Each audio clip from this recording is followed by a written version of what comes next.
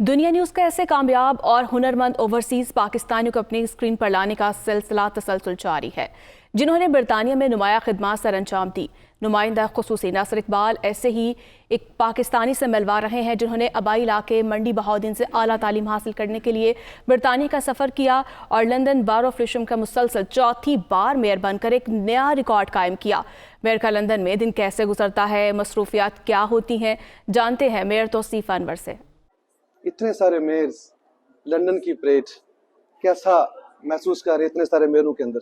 बहुत अच्छा महसूस कर रहे हैं जी। हमेशा से ये एक हिस्टोरिकल परेड है जो कई 100 सालों से चल रही है और इसमें बहुत फ्लोट्स आते हैं कम्युनिटीज के। अभी आपने बाहर देखा है जैसे हमारे सिख भाई पगड़ा और ढोल के साथ आए हुए थे, मेरे कोलीग हैं पूरे लंदन से आए हुए।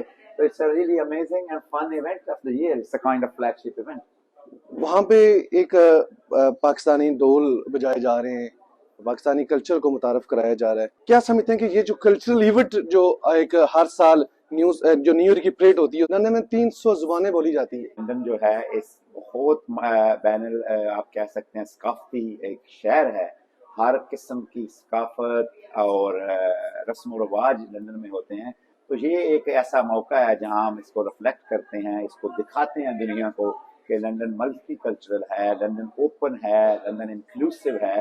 तो ये उस चीज का मुजाहरा है जो आज हम कर रहे हैं। ये गौन, चेन, मंडी बहाउद्दीन और कहाँ लंदन की बारो लूशम, 3.5 लाख की आबादी और उसके आप में फख्र तो महसूस करते हैं।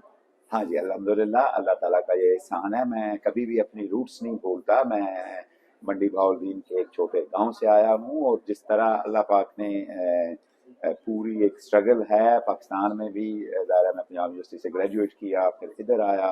इधर मोर देन 2 डिकेड्स का एक सिलसिला है, मेहनत है, फिर इस स्टेज पे पहुंचा। तो I am always proud of my roots.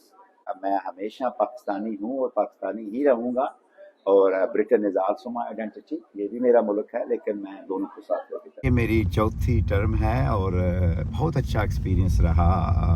4 साल में बहुत एंगेजमेंट की मैंने वाइडर कम्युनिटीज़ में, इसमें एशियन भी हैं और दूसरी कम्युनिटीज़ भी हैं। उनमें जाके मैंने उनके सारे कम्युनिटी इवेंट्स अटेंड किए। उनकी फिर बहुत सी सिविक एंगेजमेंट्स हैं, रॉयल एंगेजमेंट्स हैं, वो की हैं। तो ये एक ऐसा रोल है जिसमें आपको बहुत एक exposure, different side of exposure मिलता है।